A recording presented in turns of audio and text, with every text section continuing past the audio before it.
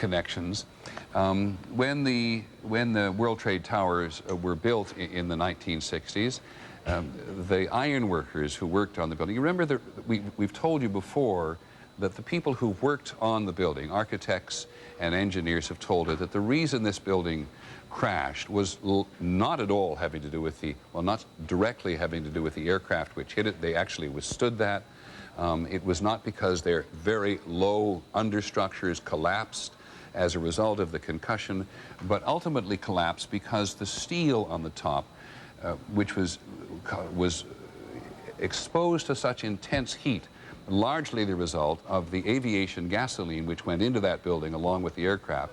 The heat was so intense that the steel melted and the building began to collapse down unto itself from on top. That gave our reporter Bob Brown the idea of going back and trying to find the sons of the ironworkers who built the World Trade Center in the 1960s and went in today to help dismantle its remains.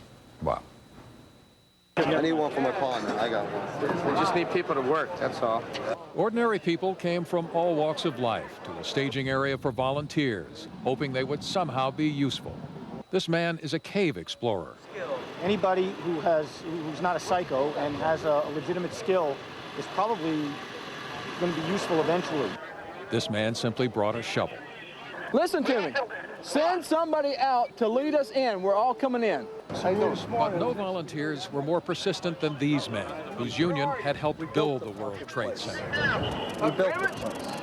They are all members of the Ironworkers Union, and they carried spud wrenches and acetylene torches.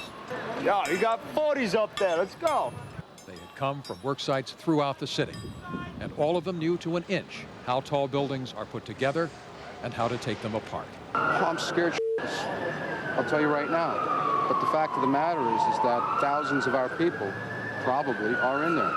And how many people could still be alive? I mean, this is what we do.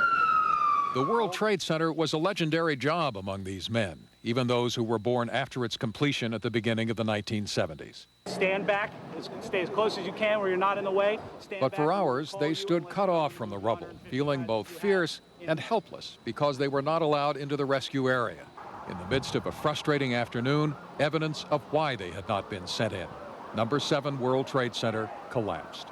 You guys have been doing this to me all day. Let's just wait a couple minutes. It's not going to make... 7 was empty. Okay, somebody might have been pulled out. Somebody else might have died, but at least we would have had a shot at pulling somebody out who just died. We don't make those decisions. Right. Sooner or later, you're going to come across some gruesome stuff, so... By the time darkness fell, swarms of other volunteers had gathered with those who had been there since late morning. Finally, the ironworkers appeared to be on the move.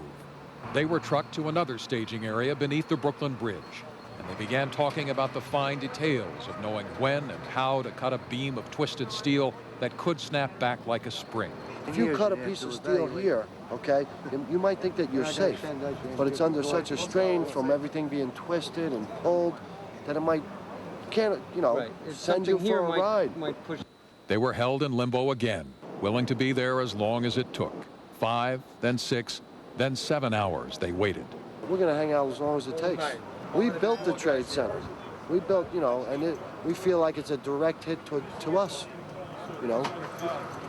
At 11:01, the journey in began, and the landscape changed. Through streets filled with dust and ash, past trucks waiting to haul away debris, exhausted police and firemen with dazed looks, into a nightmare set in another world that was named for the center of a nuclear blast, Ground Zero. The buildings are gone, and that's what gets to you. When you make that one turn and you're actually starting to head uptown, the Trade Center's just not there anymore. It's just a facade is standing up, and everything was covered in white, and the soot was just blowing. You couldn't keep your eyes open. Brushed by a wind that scattered dust and papers through the streets, they went to work. The high towers they had built were now represented by a jagged, angular facade with nothing beyond.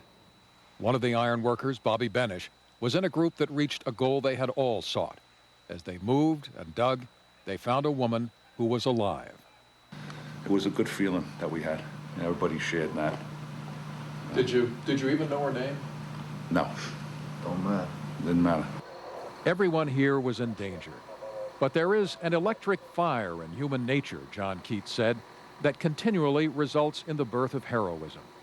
Last night and today and through the long days that will follow, a lot of ordinary people will make those words come true many times. Do you guys feel like heroes for what you did? No, if we weren't down there, we wouldn't have been where we were supposed to be. That's where we were supposed to be. That's why we got to go back.